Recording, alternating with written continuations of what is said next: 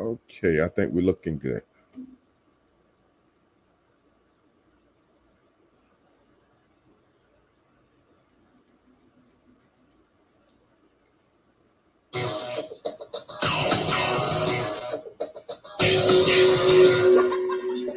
Okay, guys, how am I looking out there? Yes, and okay, let me get set up here. Yes, indeed, this is the world's most dangerous podcast, hosted by yours truly, Stevie Ray. And the reason we call it dangerous is you never know who might show up. And then one thing about this show, champions know champions. Because you guys know, whenever I have guests on, usually they're a champion in one way, shape, or form. And only I know how to conduct a conversation with a champion. A lot of people think they do. But at the end of the day, brother, they don't know what they're talking about. It takes a Ray Dog to do that. But ladies and gentlemen, the show we got tonight, this is the one we've been talking about, y'all. I told y'all I was going to get them back on the show. The Petragon brothers, drag racing multiple champions, Cruz and Tony. But the way I like to say it, Tony and Cruz. They like to put Cruz first. I like to put Tony first. You know why? Because his hair looks better on television when Cruz got a cap on all the time. Tony is well coiffed. Anybody know what that word means? He comes out, baby, and he's looking good. So as far as I'm concerned, I should say his name first. But have your choice. I can see everybody out there tuning in. What's up, Matthew? What's up, Joseph? Hey, man, appreciate that. We trying to do our thing, man. What's up, Kron? Don't start no shit tonight, Kron. Okay? Don't do that. I got champions on the phone, on the show tonight. Champions, Kron. So don't start your shit, dog. I'm watching you. If not, I'm going to block you. Just for the day. What's up, Matthew? Going on? But hey, guys, appreciate everybody tuning in another night here on a Tuesday night. The world's most dangerous podcast. You guys hear the music in the background, but we're going to take that down for a second. Kron said he promised he will. Yeah, you always say that, Kron, didn't he? I'm watching you tonight, dog, because I got my boys on tonight. We got a lot to talk about. Cruz Petragon, Tony Petragon. These guys are from a drag racing family. We've had them on the show before. And remember, we was talking. I said we was going to get them back on so we could finish the conversation that we're having. Because a lot of things have gone down since then. Tony is doing his thing on the mic. Cruz is doing his thing behind the wheel of the car. And I got a few questions about that today. So, ladies and gentlemen, without further ado, let's see who's out there.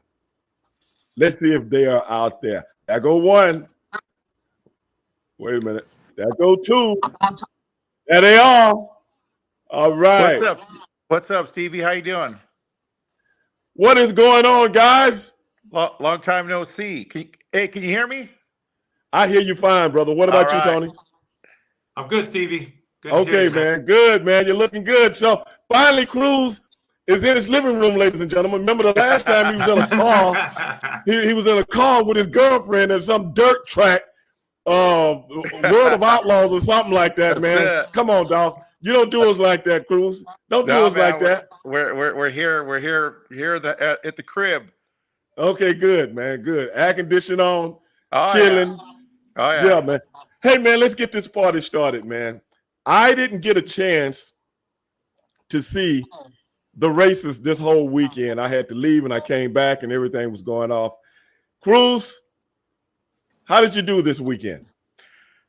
We qualified to the top half of the field. We ran our 389, which was 7th. We were 4th for quite a while, and then first round we had a lead. We're going good, and the car dropped a cylinder.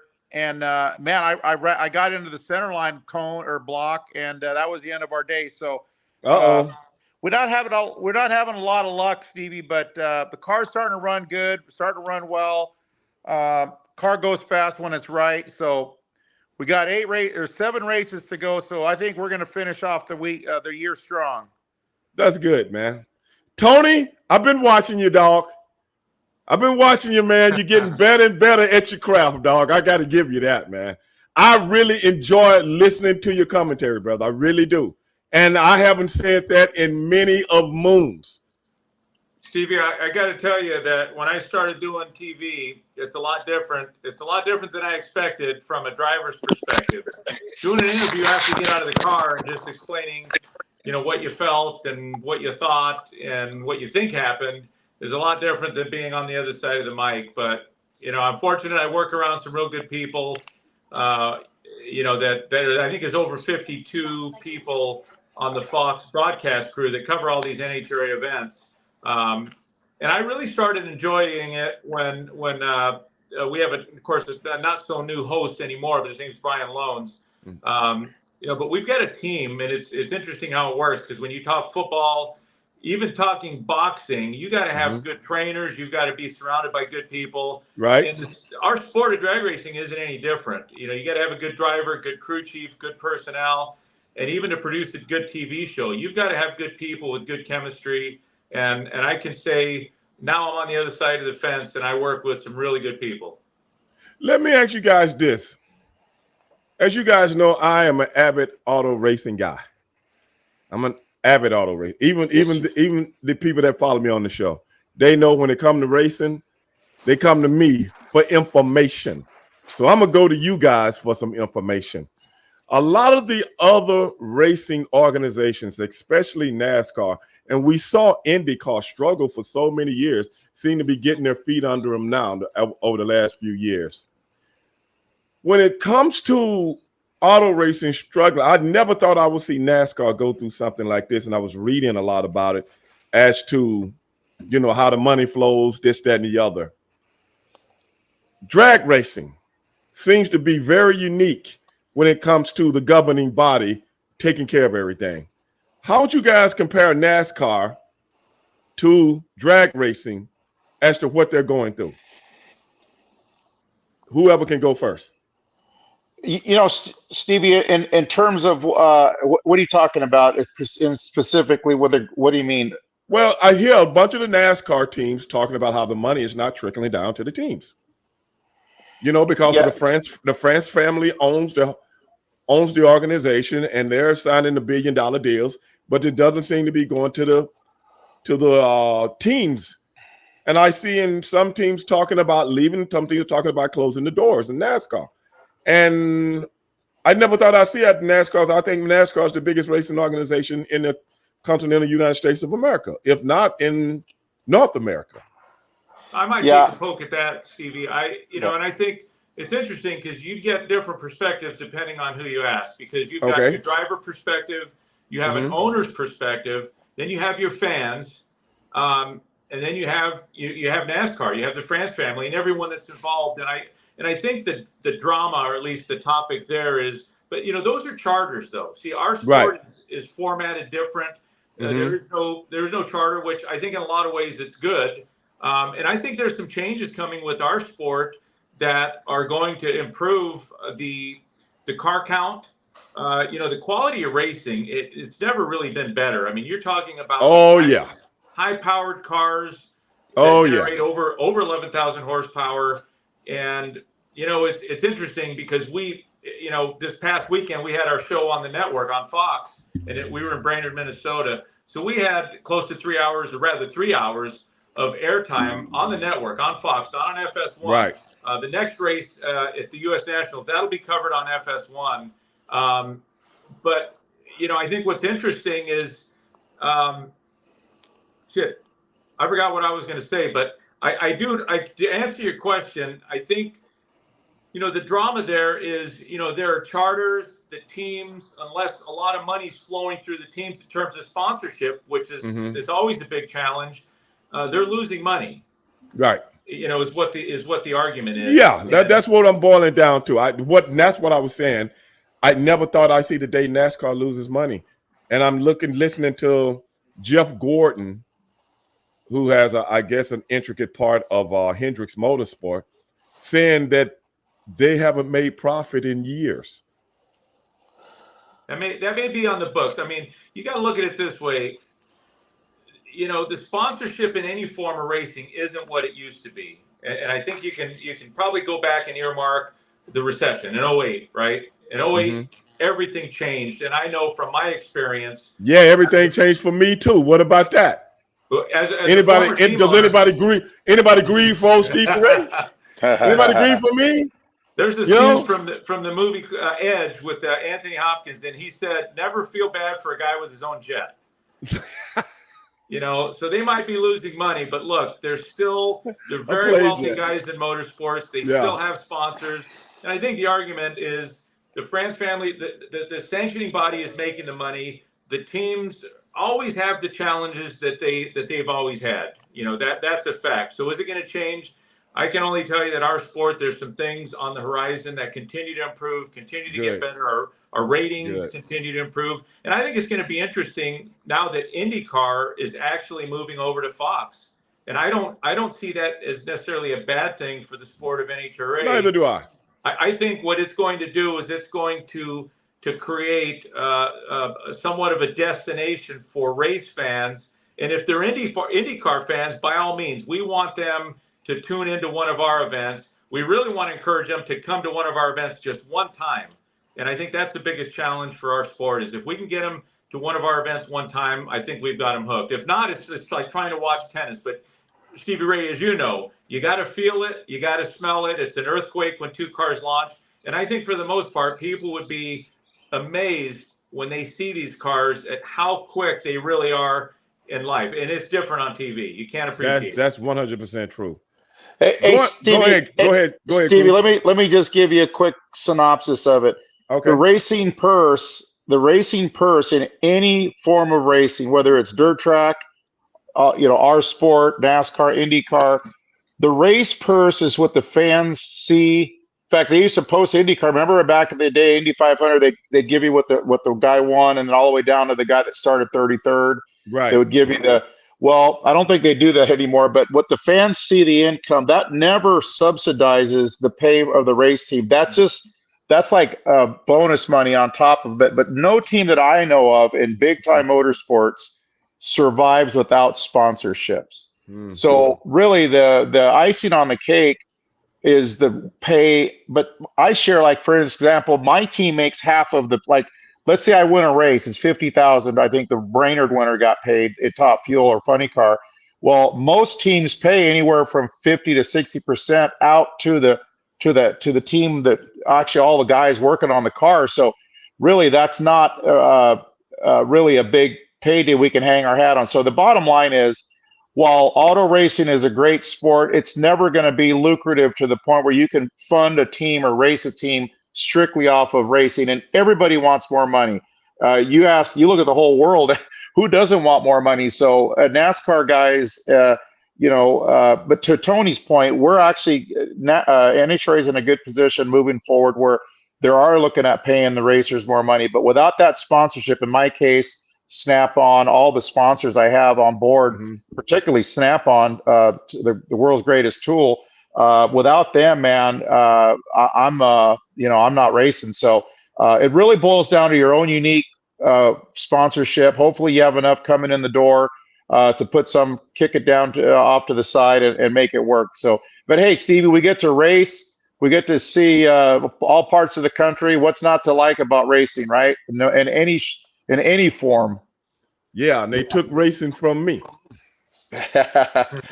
They took racing from Houston. Yeah, I know that, right? Yeah. Now I gotta drive all the way to Dallas to see you guys. Yeah, right. You think that's cool? Not at all. Just think about it ain't cool, dog. No, it ain't cool. But think about, we used to go to Atlanta. We're not there anymore. We used to go to Englishtown, New Jersey. We're not there anymore. Where else? Denver. We used to go to Denver. Great market, great, but as time goes by, these companies buy up these proproperties, and I know. I tell people all the time, racing is think about it. Gainesville, we go to Gainesville once a year. The other 12 months, or the rest of the year, they're just sitting there just doing little races. So it's hard to sustain the finances of a property that's if there's housing around or buildings to be built, they're going to build it on the property. you guys just raced at Brainerd, right? Yep. Do you know I went to Brainerd once? Yeah, when did you go there? Lee was telling me about that. Was back in Yeah, the I 80s? went there in that backyard, parking in somebody's yard. Okay. Yeah, this town ain't even on the map. Yeah, Okay. yeah. And that place is still up and running. I thought if anybody would have bought a drag racing facility, it would be Brainerd. I know, right? Yeah. And I'm like, what is this, man? Where am I parking at, bro? I got to pay $5 to park in somebody's front yard. Stevie, it's never going to change as long as the population increases. You know, in Brainerd is close to 2.5 hours north of Minneapolis. I know. I was in Minneapolis, and then I got to drive 2.5. I'm like, where am I, bro? I mean, where am I, bro? But and then, Houston and Vandermeer and all these other tracks, the population was closer than 2.5 hours. So they're building homes, and when they start building homes, you know, and it's amazing that we still race in Southern California, but you know, our events and racing in general brings so much revenue to a lot of those businesses that they have meetings every so many years. And of course, NHRA's extended that. We'll be there for another 10 years, but you know, it's a constant fight. So, you know, we were talking about the business of racing and sponsors and the balance between the purses and the sponsorships. Right. But, you know, I think the responsibility of the sanctioning body of NHRA as well as NASCAR, they have to continually change their business model because the sponsorships aren't what they used to be in any sport. You know, so I think that's just, you know, I don't envy some of the decisions they have to make, but you have the sanctioning body, you have the team owners, and there has to be that communication. And I know that's the case in our sport because you have a professional races organization, you have NHRA, you always have the fan opinion, but they work together. They work very well. And I know for a while they were clashing and the communication wasn't that good, but, you know, they seem to be on the same page. And, you know, I think with NASCAR, I think they need to do the same thing, you know, because you have the TV rights and now you have all this streaming coming in and they're coming off, going away from the networks so they can get more money from the streaming. No different than pro wrestling. Pro wrestling is going through that same thing. And I was trying to explain this to some guys last week that, you know, that's the new frontier. That's the new frontier in auto racing and everything as any aspect of entertainment, period. But I got a few gripes myself, though. This is what I see from the outside looking in. From the outside looking in, there's one thing that I can always say about NHRA drag. Hey, man, what is that, bro? That's your dog? This is my dog. That's your dog. I've had this English bulldog. Her name's Coffee. Oh, okay. Okay. That's a cool dog right there. I had to get her on my lap. Is that a he or she? No, it's a girl. It's a girl. She's a good dog, though. What's her name? My boys. Oh, okay. Okay. But what I was saying was this, man, as it pertains to auto racing in general. The one thing I can say about NHRA drag racing over the years, as I've been watching since a little kid, the personalities like a Cruz Petragon, the personalities still vary. If you guys understand what I'm saying, the personality still varies and they stand out. In other forms of racing, IndyCar, NASCAR, so on and so forth, everybody does not have any kind of individuality anymore. One guy looks like the next guy with a different uniform on. Yep. Am I seeing what I think I'm seeing? When I say cookie cutter, it's one thing for the cars to be cookie cutter. It's another thing for the drivers, the way they talk, the way they look, the way they dress, their haircuts, their whole demeanor. See, when I see a Cruz Petragon, I give you an example. When I see a Cruz Petragon take his helmet off and he sits there and gets on the mic, nobody looks like Cruz. Nobody talks like Cruz. Yeah, yeah. He got his own flavor. Yeah. And certain different guys in NHRA have that flavor, their own flavor. But I'm starting to see the cookie cutter thing go across because people have this same analogy with professional wrestling. People come up to me and say, man, I remember when I used to watch you growing up, man. The guys were so this, that, and the other. Nowadays, everybody looks the same. Yep. And I'm like, man, is this a trend starting to happen in everything? Or is it just me? What do you guys think when it comes to auto racing? Well, Because I think that's very important. I think that's very important. It is, and Tony probably can speak better on this than me because we talk about behind the scenes in our sport how people they want to rattle off all the sponsors, they want to just say the right thing, and they want to just they're very to your point, cookie cutter. I see it in NASCAR, a lot of it, and even IndyCar. Right. And so Tony, I'll let Tony maybe speak to that, but I see that, and you know what? I don't like it either, and I'm a fan of. I'm like you, Stevie. I like watching other kind of racing, and when I'm home, we're not racing. I'm turning on sports and watching just like everybody else. So, but yeah, it's a challenge because, to your point, what you like is what other people like is what I like, and when you see cookie cutter, you got to tune out because we want to see the individual person. I like to see a guy with his own little style, not just cookie cutter. But hey, Tony, maybe you want to speak on that a little bit? No, Stevie, I agree. I mean, it's always a good topic because I think one of the biggest problems is we live in a way too politically correct society, and it's a shame. And that's not going to change anytime soon. But motorsports specifically, one of the things that, and I think NASCAR really made it popular when I think, all the sponsorship, all the money started flowing through NASCAR, probably in the late 90s, right in the heyday of NASCAR, when they really exploded. Right. And they became, a lot of the drivers became household names. Right. But that happened, and it wasn't because there was a lack of competition. NFL was still around. NBA, hockey was big. But I think what happened was you just had an era of guys with personalities that didn't give a what they said and how they said it. Right. They were genuine. Their authenticity showed. And I think fast forward all these years later, and this is one of my big complaints, and specifically our sport, but I see this in a lot of sports, is they're too damn politically correct. They're hugging. They're not really saying how they feel. And if you go back in the history of our sport, Don Perdome never did that. Don Garlitz, Raymond Beadle, Shirley Muldowney, I can go down the list. Our sport got here. Those drivers, those greats, those former superstars of the sport, those legends, they kind of paved the way for a lot of guys like myself and Cruz. Right. And we do, I'm not saying all of them. We do have some personalities. We do have some that do, and even some of the female drivers, some of the new talent that that we're showcasing on the racetrack, they do a very good job. But I got to say, the majority of them, they're a bunch of ass kissers.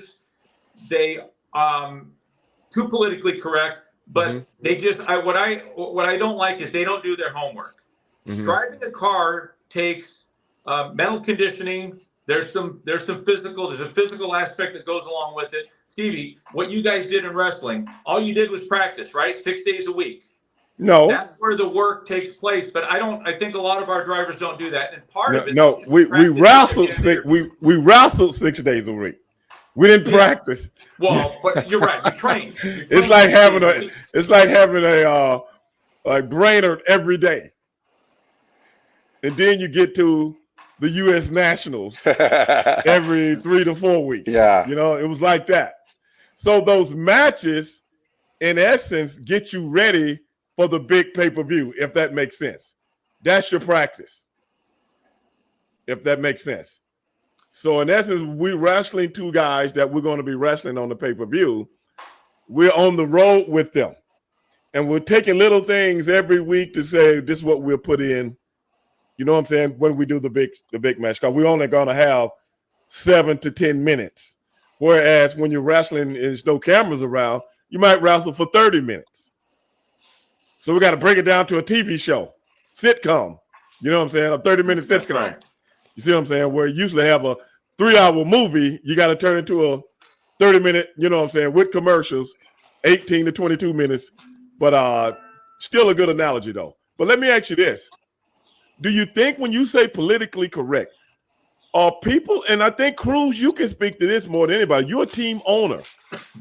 Yeah. Do you think about some of the things that are going to come out of your mouth Do you think about some of the things that you are thinking within yourself when they put that microphone in your face that you don't want to offend my sponsors in any way, shape, or form? I don't. I have found a way, Stevie. And that's a good question because you're right. I don't have an owner hovering over me that I have to answer to. And my sponsors are great because they allow me to be myself. Right. And I want to be myself. I don't want to be, because early in my career, I felt like I had to talk as if I was talking to the owner and his wife at dinner table with him. And I felt like I left a lot of fans on the table and a lot of t-shirt sales on the table and a lot of popularity because I felt like I had to be a certain way. But once I broke out of my shell and figured out, hey man, what do I like on TV? I like guys that speak their mind. I mean, I love Muhammad Ali, and that guy was inspirational to me going in boxing. But if you think about it, boxers and athletes don't have sponsors. They don't have. So those are the guys that have more freedom than anybody. So it's challenging for a racer, to your point, because you do have sponsors. But I think that if you're smart and you do a little bit of homework, to like Tony's point, you can still be yourself, be outspoken, love the Raiders, love who you like, have your edge, have your flair, and not offend anybody. Because to me, that's important. That's who I am at home. That's who I am around my friends. And so I feel like that's appealing to some people. And, so yeah, but I think it starts with you have to not be afraid, and you have to be, you just don't have to care so much, and just be cool. Just be natural. Just don't be. A lot of these guys are so stiff. Like somebody said, hey man, why's your ass so tight? I think did Richard Pryor said that? Right. I forget. He asked. So you got to loosen up a little bit and not be so like Tony's point, politically correct. So you're exactly right. I don't have that worry. I can't get fired, so I don't have to worry about an owner giving me a hard time. I say, hey, you want to be politically correct? Fire your owner. That's what I did. Well, and I'm seeing this. The reason I'm asking you guys about this, because Cruz, you're an owner, and I know you can relate to this. But I'm starting to see this, Tony. I know you know this too. I'm starting to see this political correctness in all sports, even football, basketball, baseball, who used to be some of the most outspoken people in professional sports. Now, because of the brand, everything is about the brand now. Even professional wrestling, everything is about the brand. And you do not want to offend the brand or what they deemed as offending them because of social media and this, that, and the other. Everybody is worried about everybody's opinion, of which I never cared. So I don't even know how to live. If I had to live in a world like that, I would shoot myself in the head. Seriously, because I'm too outspoken. You had this, straight shooting with Stevie Ray. That name was given to me in the wrestling business. You know why? Because I didn't care what race, creed, or religion you were. Don't ask me if you don't really want to know. I'm not the guy. So that's where that nickname came from. People always say, brother, he's super straight. No, man, because I was raised in a whole different era, a whole different time. So I don't know but one way to talk, and that's straight. And I don't know if I'm offending you. I just know what I know from my opinion, but I know how to bottle the edges and keep it upright. So people go, I never looked at it like that. Well, maybe you should. I'll give you an example. Me being a minority, me being African-American. I had a professional wrestler walk up to me one day in the dressing room, and he asked me, hey, Stevie Ray, why do they call it Miss Black America? You know what I told him? Brother, if you don't know, you're too old for me to help you. So in essence, at that day and age and the age you are, if you're asking questions like a fifth grader, I'm not the guy to talk to you, bro. Go find out for yourself. So they thought that was offensive, but I'm not going to help you on something that you should already know. So that's the way I looked at it. So in essence, you offended me. Stevie, I'm a fan. Of course, we'll talk a little boxing. But I love boxing. I love the NFL. Nah, dog. This ain't the boxing show. This ain't the boxing show today. I'll tell you where I'm going with this. See, I'm a sports fan. And one thing that I don't really care for when I'm watching football, I don't want to hear about politics. I don't. I just, if I want to hear about politics. Well, hold on a second. Hold on a second. Turn on Fox or CNN. Hold on a second. When you say that, give me an example. Well, kneeling. Well, that's not talking. That's expressing. Well, yeah, but okay. Here's where I withdraw. When it becomes, if I want to watch, if I want to take in the Steelers playing the Eagles, and I hear sports commentators talking politics, I don't want to. I'm out. I tend to tune out when they're talking about gender and all these other things because I tuned in to watch football.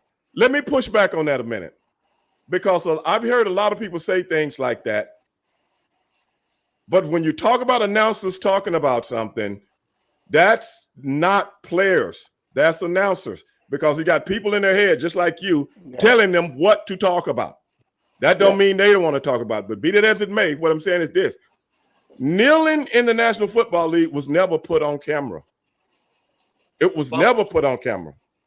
That was someone seen Colin Kaepernick. We'll go back to the origin of this, okay? Someone seen Colin Kaepernick, one guy kneeling. And if the media hadn't blew it up, nobody would have never knew about it. No, I don't disagree with you, Stevie Ray. I don't disagree. But that's what happened. It's the game of telephone. And for me, it doesn't. I'm not pinpointing an announcer, a host, an analyst, or a player. But what I tune out is hearing a person. See, I'm going to filter out. I have a pretty good idea. I keep my hand on the pulse of what's going on in the news. What I think is right, what I think is wrong. What I don't really care to hear from is somebody that's uninformed. And when it gets too complex and when people start arguing and butting, I want to see an offensive lineman trying to get to that, a defensive lineman trying to get to that quarterback. So when that gets too convoluted, that's when I'm out. When I started doing analysis on the show, they gave me a little booklet. Here's some things that you want to stay away from as an analyst: race, religion, anything with sexual overtones. There was 4 things. Politics. Politics is one of the other things. Now, Cruz mentioned earlier, hey, drivers can say what they want. They should be themselves, but be disciplined, be smart, have a filter, think before you say something stupid, because it might get you in trouble. There's a lot of guys that don't care. And I'm all for that. I love the UFC. The Diaz brothers, when Conor, some of these fighters, they say stuff, it's like, hey, that's pretty good. But when I hear somebody that's uninformed, like this whole Colin Kaepernick thing, there's the gender issues and the diversity. Listening to somebody, and I'll quote Alice. Your light went off, Tony. You're too dark. I can't see you. I'm going to quote Alice Cooper on this one. Alice Cooper said, "Be careful when you listen to a musician talking about politics." He said, "We were stupid musicians. That's how we wound up here." And I just thought he kind of made a funny point about it. And somebody that does their homework, their research, and that knows their history, I'm okay with that. But what I hear a lot in sports TV, when I used to watch ESPN, First Take, but I tune out because I don't want to listen to the uninformed arguments over and over and over again. Sometimes I tune in. Tony, you got to realize something. Everything you're talking about right now is entertainment. Even politics is entertainment. You can't take any of it serious. If you do, you're going to tune out everything. I tell people I'm writing a book right now. Right now, I'm writing a book. Matter of fact, I got a meeting with my ghostwriter tomorrow. You know what my book is about? Everything that you just got through talking about. How everything has turned into pro wrestling. Yeah. Well, everything in pop culture. Everything in pop culture. No, what I'm saying is this. In a way, Stevie Ray, it can be like junk food. You don't want to eat all of it. That's fine. That's okay. What you ingest and what that's okay. But listen to my point. My point is this. Everything that you just got through chronicling that you don't want to ingest is that people have taken a pro wrestling mentality to sell you a product. Everything. everything, everybody. Hey, I'll listen to anything as long as it's funny. I got so hold on, Cruz. I got so many levels of this stuff that goes back, and I've got different examples in the book, one after another, to the point where now my buddy, the cat, a few years ago said, "Man, hold on a second. Straight Shooting with Stevie Ray, holler at your boy." Straight Shooting with Stevie Ray, and greetings, Pentagon brothers. Who's this? This is Kamal, and I'm just calling based on the subject. Since we're speaking about exhilarating vehicle cars, I just have to say, for one, it's a great energy, great symbol of inspiration with the diverse vehicle attributes. But I have to say some edificational trivia highlighting Stevie Ray real fast. Okay, go ahead. I know two highlight cars that you connect with. Okay. For one, Camaro. Okay. And then one more. You get ready for this one right here. The Camaro is one of my favorite cars. Yeah. And the Z28. That's the Camaro also. Yes, I remember that. I remember that in the speech. He's like, I remember you using my Z28 to take your first date out. I don't know if it was my first date. It might have been a date, but when I took my first date out, I couldn't afford a Z28. I had a 1973 Caprice, the luxury model. I remember you were saying, you was reminding somebody about that, because sometimes, like you say, I'm gonna tell you the truth, and so therefore, oh yeah, edification is everything. I'm going to tell the truth, brother. It ain't but one way to do it. Shoot straight. But hey, man, let's finish this interview. I'll get back with you, Kamal. But undisputed salutations to the Pentagon brothers. Thank you, bro. Undisputed. All right, brother. So that's Kamal, everybody. You know, you guys all know him. We're here speaking with the Pentagon brothers. But going back to what we was talking about, I look at things the same way. But this is the thing. Coming from the world of professional wrestling, I listened to Stephen A. Smith. I used to listen to Stephen A. Smith and Skip Bayless. Yep. And I would tell everybody, man, this is pro wrestling. Nobody believed me. I used to tell people, if you try to get your edification from that, you're crazy. Because at the end of the day, if somebody's really spitting facts about something, then there's no entertainment in it. Yeah. In essence, everything has turned over to entertainment to try to get that next dollar. Everybody used to lie and say, I don't watch pro wrestling, yet they was at home watching pro wrestling. You know why? Because at that time, pro wrestling was a subculture. And you didn't want to be one of those people that watched, because you didn't want people to think you was this, that, and the other. Now pro wrestling is pop culture. Now it's on everything. You talking about Fox, IndyCar going to Fox. You guys are on Fox. Pro wrestling is on Fox. So Fox gets it. Yeah. When you see the pro wrestlers on the sideline with the NFL guys, they get it. It's all intertwined. So that's what I'm saying. If you get caught up in the entertainment, brother, you're going to pull your hair out. I don't do nothing but listen to it and let people talk about it. This is me. And people come to me with debates about sports. You know, the first thing I tell them, brother, you've been listening to the radio, either morning sports shows too much. Because you're not getting the real truth. Because what they've done in sports, and I don't know if you guys recognize this, what they've done in sports, they've dumbed sports down for people. Yeah. They've dumbed it down. You know why? Because if they really talk X's and O's, it's too convoluted for the simple mind. Yeah. So what do? They talk about players' money. Yeah. If it's somebody kneeling that nobody gives a shit about. Right. Okay. Right. Or they talk about this quarterback against that quarterback, this, that, and the other, even though it's 53 people on team, even though it's 15 to 18, maybe 19 practice squad guys. And even though it's 30 coaches, which means it's over 100 people, 100 to make a football team go. But who do they talk about? The quarterback. Yeah. Yeah. Nobody sees this, but I see it. Yeah. I know too many people in the business. I see it. So that's what I'm saying. I don't even sweat the bullshit. You know why? I'm from professional wrestling. I'm immune to it. I'm like Magneto. Hey. I got a helmet on. So Mr. Fantastic, he can't do that to me like he can do to y'all. Because as long as I got this helmet on, he can't get me. So I don't get caught up in the bullshit. Because I know what it is. Entertainment.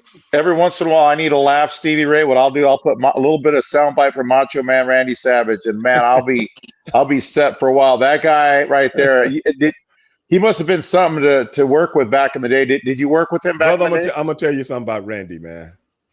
That's a cool guy. You know what? I told a story on my old podcast about Randy. A match. Me and my brother was getting ready to wrestle Randy and Sting. Yeah. And he lost his temper because he had just gotten to WCW and he thought Ric Flair was trying to demise his career. And he wanted to kill Ric Flair. Oh, yeah. This is it's a true story. Yeah. Nobody was in the room but me, him, Sting, us four. Yeah. So only 3 people can talk about this incident. And I'm telling you, bro, this dude was kicking the wall. He wanted to kill Ric Flair. Oh, yeah, I'm sure. Oh, yeah. But we calmed him down and we went through with the match and everything like that. And after that, we was cool forever, man. God rest his soul. He was a good dude, man. Yeah, that's good to hear because, he was you were talking about entertainment. He didn't say a lot of stuff. And I always cracked up when he turned his back to the camera. Remember that? He'd be doing an interview. All of a sudden, he'd turn his back to the camera and turn around he'd be looking the other direction. That's funny. But anyway, man, you guys want to get on some boxing? Now, we're about to switch gears, ladies and gentlemen. These guys are boxing fanatics. And I've been having a question for you guys since all of this happened. It's been some good fights have gone by in the last, the last 12 months. We've had some very good fights. I want to know, because me and Cruz, ladies and gentlemen, go round and round about Ryan Garcia. We go round and round about Ryan Garcia, you know what I'm saying? But I'm going to have to admit on this show today, Cruz Petragon told me about Ryan Garcia, and it comes out to be true, and I defended him to the hilt. Cruz, I apologize for not agreeing with you on everything that you said about Ryan, being too big-headed, this, that, and the other, and brother came out to be true, man. So I apologize, man. You were right. But with all that being said, brother, what do you guys think of this last saga with Ryan Garcia, man? Because, man, he seemed to be deteriorating right in front of our eyes, man. I think unlike De La Hoya, I'm a De La Hoya fan, but there's some things that I really don't care for. I'm a big Canelo fan. And I agree. Wait a minute. What things you don't like about De La Hoya? That he has some high heels and stockings on? There's some things. Look, I'll tell you who you're talking to. A guy. I've never been drunk, Stevie Ray. I don't do. You never been what? I'm clean. What I don't. I like the fact that there's no question that De La Hoya was one of the greatest boxers of all time. Yes. I didn't really care for the drinking. When I hear an athlete go through that, and he looks. I don't like that with any athlete, though. Yeah. Yeah. So that's where I kind of withdraw myself a little bit. I got you. From him, and it's a shame. It's wasted talent when you see Ryan Garcia go down a similar road at a younger age. But I'll just kind of sum it up this way: can't handle success. Happens to the best of them. Guy makes a little bit of money, 50 million, 100, whatever he's bragging about. Can't handle success, man. When you start tipping the bottle and smoking and taking drugs, your days are numbered. Yeah, I agree. Stevie, I've been critical of Canelo, right? You and I have gone back and forth, but a couple of his press conferences, I'm actually kind of liking the guy a little bit more because one thing that he does that I admire is he seems like a focused guy that's dedicated to his craft, and I appreciate and respect that. Now, does he fight all the guys that I would like to see him? And that's the argument you and I had. Well, probably not, but the guy is in the business to make money, and I don't know how many years he has ahead of him, but I have turned the corner a little bit with him because he is he's well conditioned, he's a good fighter, he's a smart fighter, and you got to respect that. because to Tony's point about Ryan, there's so many guys that fall off the tracks, man. They go off the rail, and so yeah, you know, and but anyway, boxing is still great, but I think the argument I don't know if I have enough time for it. I got to get to the airport here, but the argument that you and I have had is the fighters that you talk about sports in general, how they want to protect their brand, but it used to mean something when you were undefeated. It used to mean something when you fought your top contenders, regardless of whether you felt your handlers felt you could beat them or not. I just find the boxing today is a little too protected of their fighters, and I don't know. It seems like guys will wait for the other guy to get old too. Like you saw it kind of with Mayweather and what's the guy from Manny Pacquiao? Remember Pacquiao? That? He fought him. It's like guys will wait it out. They'll wait till the guy to get a little bit. He'll get north of 35. He's like, yeah, I'll fight him. But but anyway, but love the sport, love boxing. I just wish, as you probably do, and Tony, wish there was a sanctioning body to oversee the operation. The Too much money involved. I know it'll never happen, but Too I much wish money that involved, was the brother. case. Yeah, because it's like when it's my time to get the bag, I got to get the bag. Yeah, and that's all they care about. The promoters, even the sanctioning bodies, the WBO, WBC, WBA, IBF, even those guys. You got people talking about, hey, I beat 24 champions. Well, that ain't hard to do if you're around long enough when it's 4 different governing bodies.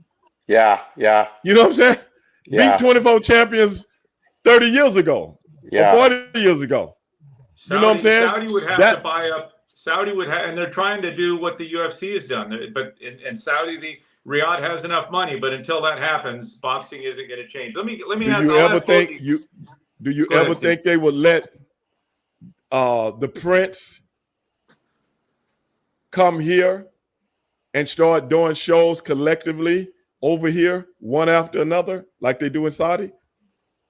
Well, he's already broke ground. I mean, the Crawford. Yeah, I know, but how long do you think that lasts before the real gangsters of this business will put a halt to it?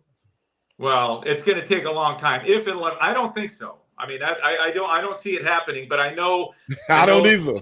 There's some interest, but you're right. It's too corrupt, and it's funny because it's always been corrupt, Stevie. Yeah. Even today, it's just as corrupt as ever. But let me ask both you guys this while we're on the Canelo subject. This is something I don't understand. And I know Canelo doesn't want to say it. But why do people keep saying, look, I like Benavidez. Okay. But Benavidez is a big mother. Yes. He's 6'2". Canelo is 5'8" on a good day. Now, their weight differential, when you get older, you get a little bit heavier. It's harder to keep the weight off. Right. But I get it. I get why Benavidez is after that fight because, like Canelo says, payday. He wants the big payday. Exactly. But it's like, man, he should look at bigger fighters. Why he want to pick on the small dude? Because it's the payday. I think that Benavidez is out of Canelo's league. If you don't believe me, go back and watch that Bivol fight. That was too big of a dude for Canelo. And not only that, he was better than Canelo thought he was.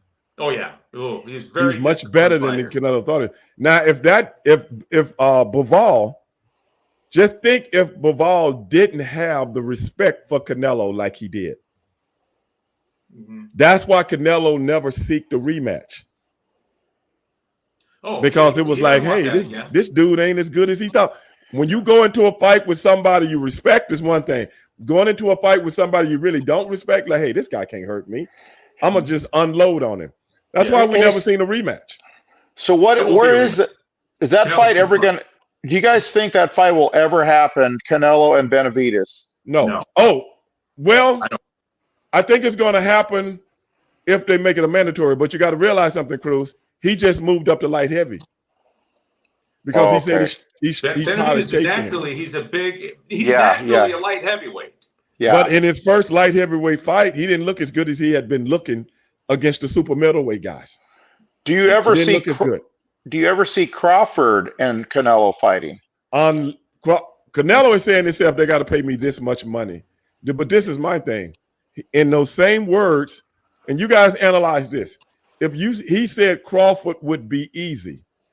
What I don't understand is you don't want to take the fight of a guy that would be easy, and he's the biggest name that you could possibly fight.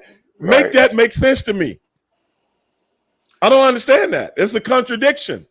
Yeah. Yeah.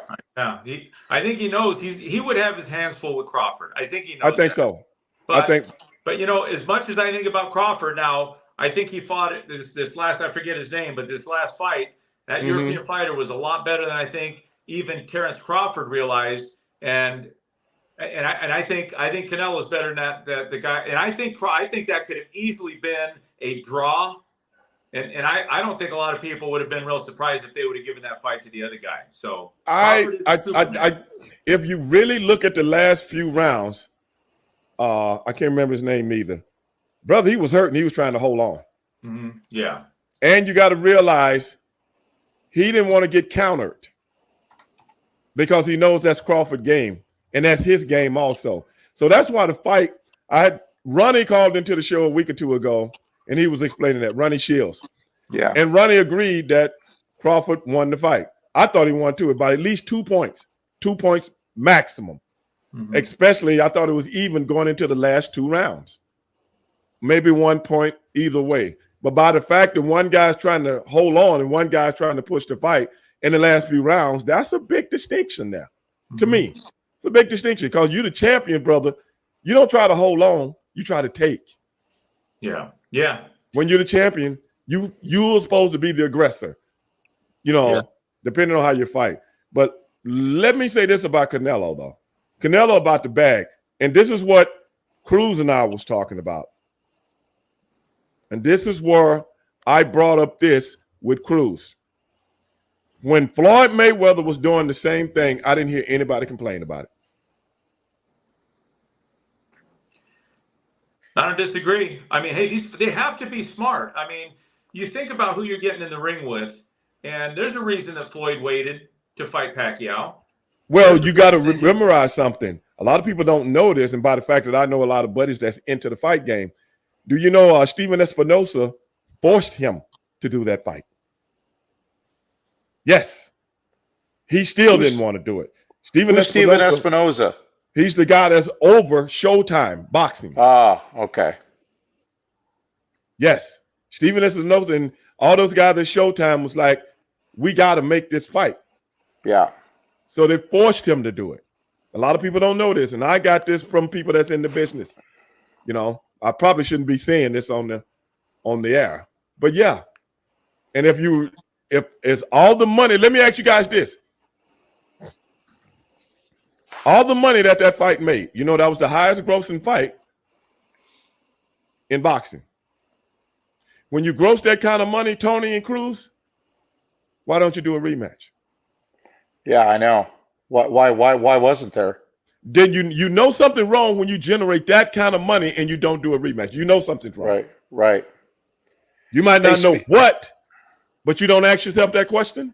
Hey, let me ask this. This on another fight, but I'm just curious. Is Usyk going to fight Fury again for that rematch, or is that what's that? Where's that? Yes, at?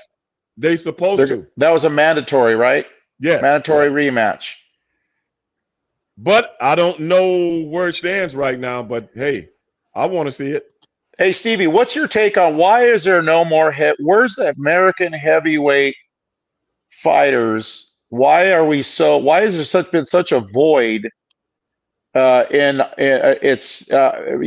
you take if you started with the Klitschko brothers, where it started being overseas, Joshua, all these guys, where the heck are the American fighters? You talking about the African American heavyweights? No, any American heavyweight, probably, yeah. I mean, you're asking me because I'm African American. You asking me that? Yeah, but where are those guys at? That's what I'm trying to get to the root of. Yeah, yeah. I'm gonna tell you why. Come one, come all. Okay.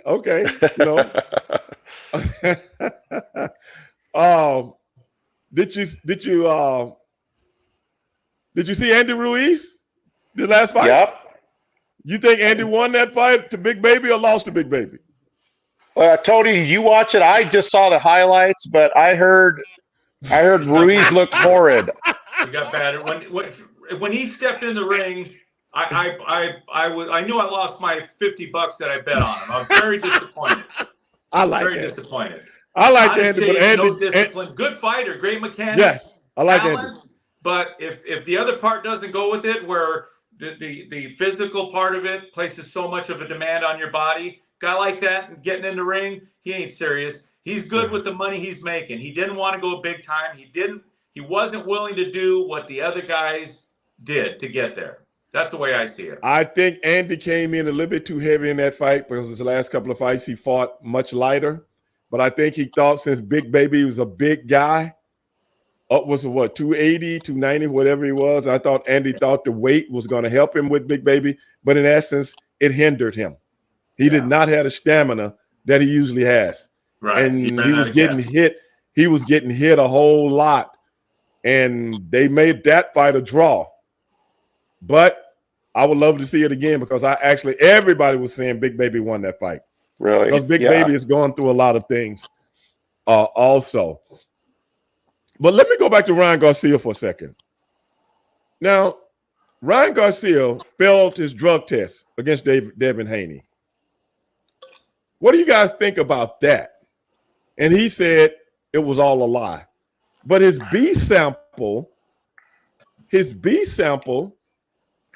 showed drugs also.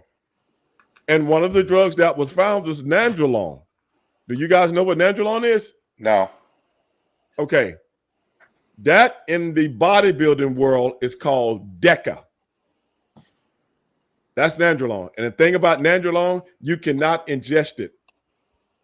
You can only put it in with a needle.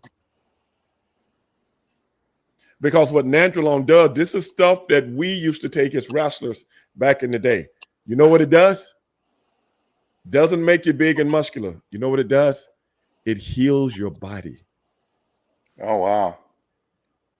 Makes your blood cells and your bone marrow and stuff like that stronger.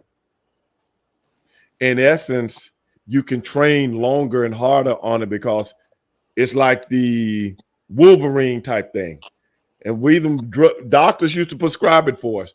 When we're on the road 300 days a year, we're hurting. You see what I'm saying? So you can't just take you just can't take a muscle relaxer or a painkiller to get rid of that pain because that masks the pain. So it's an advantage. So it's an advantage. It's an advantage for him then, for Garcia. Oh yeah, I'm not taking nothing away from the guy in that fight. But Stevie, what beat I was wondering, What beat Haney was talent. Garcia was a better fighter. Look, Lomachenko beat Haney. Wait a minute. I'm not debating that. Whether he was on anything, because most fighters are. It's like he got caught. And my son broke it down for me because my son boxes and he knows what all that stuff does to you. But you go back and watch that fight. That was talent. Haney was vulnerable to some things. If I'm not debating that. Put him on an island for 3 months, you get the same outcome in that fight. I'm not debating that. That's not what I'm talking about. Now Cruz asked that question, but that's not what I was talking about. He was asking about an advantage. And I'm going to tell you what advantage lies in that your son might not know about. It's when you are dieting. It's when you are dieting. You don't get as weak. Oh, okay. That's what I'm saying. Yeah. When I talk about advantage, I'm not. You can't teach somebody how to box. No drug can teach a person how to box. I don't give a shit what he takes. Either you're talented or you're not. But where it comes into play is like he did against Tank. Once you get down to a certain weight and your body don't want to be that anymore, you start to lose stamina. And that's where nandrolone comes in at because it helps your red blood cells. And your red blood cells keeps oxygen, strength, endurance, things of that nature. So they might fight 50 times and he might win. But what I'm saying is when a lot of people think steroids, they think power. You see what I'm saying? Makes you beat somebody. Yeah, if you go back and look at all the guys that have been caught on drugs, the majority of them lost. The majority of them got their ass whooped. Yeah. They only say something about it when the guy wins. You ever notice that? Yeah. Of course. It's only prevalent when the boxer wins. But the 100 guys that lost, it's not news. Because it can also hurt you. You also make you start to retain, your muscles get more fatigued because they're bigger and stronger. I'm out on Ryan Garcia. You know why? When he lost, the way he lost and the way he won the other day, the way they were acting in and out of the ring, all that stuff. I'm out on top competition. Nah. Wait a minute, man. Let me ask you guys this. Now, what I didn't like about the whole thing, I know people, I'm from an industry where people get caught on substances all the time, man. I'm from an industry where I've seen this 1,000 times, man. And it's heartbreaking to me. But I grew up in a time where I seen a lot of recreational drug use and things like that also. So I'm like, nobody's above it, even though I've never been a drug guy or an alcohol guy, but I'm one guy. Most of my friends, they can't say that. A lot of my friends can't say that. A lot of people I grew up with can't say that. So the world is what it is. But what I didn't like about Ryan Garcia was when he went on a racist rant. Yeah. That part I didn't understand at all, man. Yeah. I didn't understand at all because black people love this guy. Yeah. Black people love this guy, man. I mean, because he's flamboyant, he's like that new Oscar. And all the brothers love Oscar De La Hoya, bro. Yeah. We loved Oscar all the way back to the Olympics. You know what I'm saying? Because if anything about the African American community, we're about who's hard and who can bring it. Yeah. That's what we're about. If you're hard enough and you can bring it, we don't, you know what I'm saying? We've never been haters. We've never been haters. What do you think that come from, man, or came from? Being in the gym your whole life and living a sheltered life. That's where I think that came from. Sheltered life. Was he sheltered? It seems to me like he's not streetwise to me. I don't think, but go ahead, Tony. He's drinking the Kool-Aid. He's surrounded by people. His name's King Ryan. He's making more money than anybody 3 times his age. Guy drank the Kool-Aid. He's believing the BS that he's hearing. And, he mopped the floor with Haney. But drugs and especially alcohol, that can tend to be truth serum. So I'm not going to say the guy's racist, but, he's way too into himself. And again, I'll just go back to, there's a prime example of a guy that cannot handle success, and he might get in the ring a time or two again. I always liked him because he was an exciting fighter. Me too. He wasn't real defensive. Too. He's got a good offense. He's got hand speed. To me, that was he's what boxing needs, man. Yeah. And he's going to flush it down the toilet. But you're right. He's still a star.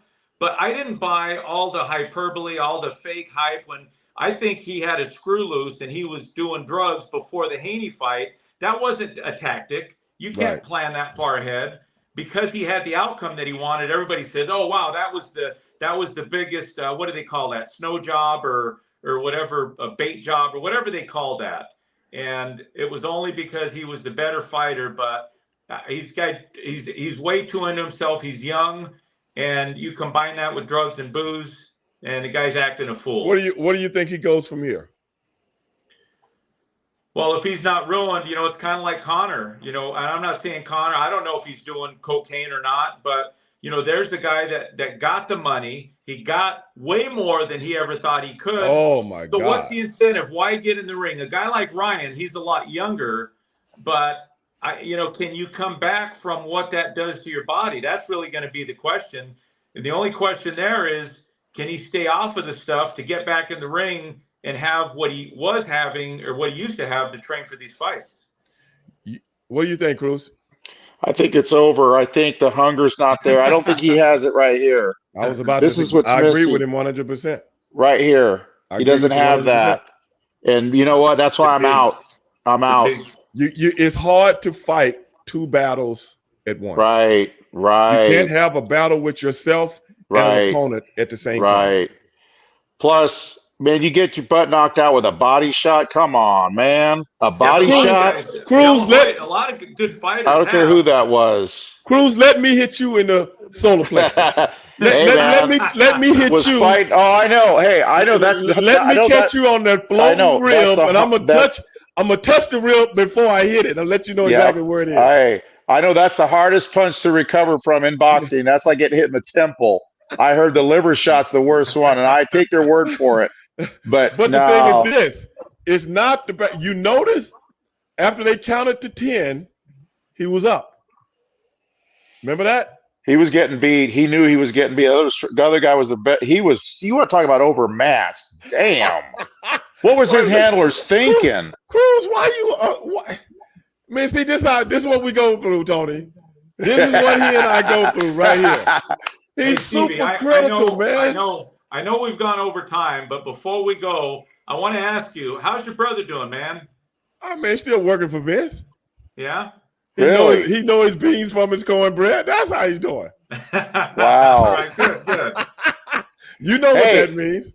Hey, Stevie, will we come on with you next? Turn, huh?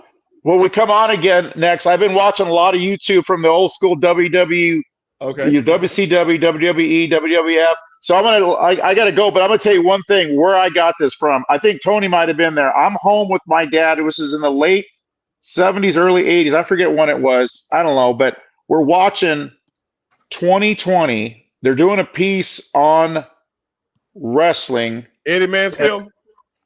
Huh? Was it Eddie Mansfield or was it Dr. D? It was okay. I'm gonna get to.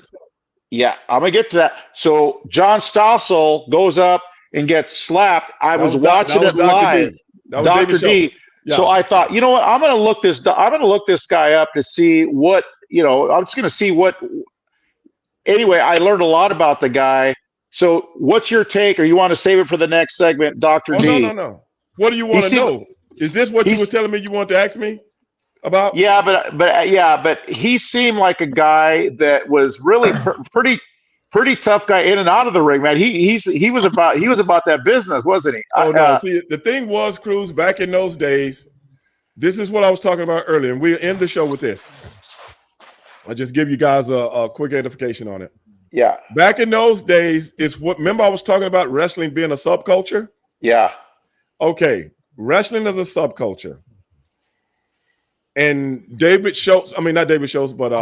Stossel was coming in from 2020 to get the goods on professional wrestling, to go expose it to the world, okay? Right. Well, back in those days, because it's a subculture, just like being in the mob, okay? Yeah. Right. Or drug cartel, you do not talk about our business to the world. You protect it. Yeah. So the wrestling business back in those days, being a subculture, is protected. John Stossel's coming in trying to get the goods on everything. It is Dr. D's job, and Dr. D was told to do this from the office. Yeah. Okay? Yeah. Dr. D was told to do this. So when John Stossel said these very words, I think it is fake, right in his face. Yeah. Oh, yeah. Yeah. He was asking for it. What happened to him, Cruz and Tony, is what had happened to hundreds of guys all over the country, or thousands. Really? As soon as you disrespect the business, you're going to rake up on the critical list. Yeah. Man, that was the name of it. No, I'm just telling you, that was the name of the game. Hey, a lot of the wrestlers, they were interviewing him. Jesse Ventura, he says the one guy you probably don't want to mess with is Dr. D. Dr. D was about it. He was about that. Oh yeah, he's about his business, bro. Oh yeah. But you know what? But I guess they blackballed him, and he was out of it. He was right because they didn't want the lawsuits and stuff. Yeah. Because if it had been a guy from local news, that's one thing. 2020 is ABC. Yes. It's big. And John Stossel is like one of the big names on television. Oh yeah. So in essence, it was the easiest money John Stossel ever made in his life. Yeah. Actually, how many times you heard somebody say, "Well, I'll fight Tyson for $5 million"? Yeah. Oh yeah. How many times you heard that? Oh yeah. Every big name fighter. So how many times people go and get in front of a wrestler and he slaps you a couple of times, and you get paid multiple millions of dollars? That was the quintessential payday. Yeah, he got the bag, baby. He shouldn't be mad about it. You talk about John Stossel? Yes. Hey, he said it affected his hearing, but when he got that check, his hearing came back. Hey, Stevie Ray, we love you, man. And thanks for having us on, brother. Let's do it again. Okay, guys. I appreciate you coming on, man. I appreciate All right, it, man. Hey, All right, man, good luck this weekend or next weekend, the big go? Next weekend, the big go. Not this weekend, next weekend. So where you flying to tonight? I got to pick up my fiance. I'm not flying anywhere. I got to pick her up from the airport. Oh, okay. I knew it had to be something like that. I knew it. Yeah, but she texts me. She's running late, so I'm good. I'm good. But hey, okay, man. Watch us on Fox. Snap-on Tools Funny Car. We're gonna be good. We're gonna be fast. We'll see you there. Okay, guys. Appreciate it. All right, man. Stevie Ray. Appreciate Take care, it, man. Hey, guys, I hope you guys. All right, Tony, man. Appreciate it on your end, too. Hey, man, you ain't got to do nothing but get up in the booth and say a few things, man. It's all good. Hey, man, hope you guys enjoyed that. Guys that was out there listening on Instagram, I know you guys couldn't hear me. Eventually, I'm having the Instagram thing hooked up on the computer, and you will be. But as of right now, I don't. But, man, appreciate it.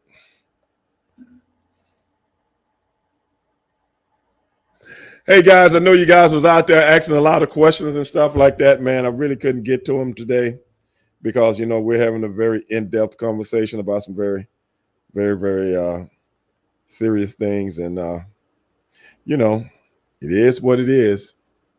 But at the end of the day, power on. We got to do what we got to do. Bluetooth connected. You know, you guys hear the music in the background? You know what that means. Another great show, guys. Petragon Brothers tagging up on your boy. But everybody next week on Fox, the U.S. Nationals in Indianapolis. That is their biggest drag race of the year. Go check it out. And we appreciate them coming on the show tonight. But hey, for my man Cruz, for my man Tony, I'm Stevie Ray. And if you do nothing else, be one. Peace. And I see you when I see you.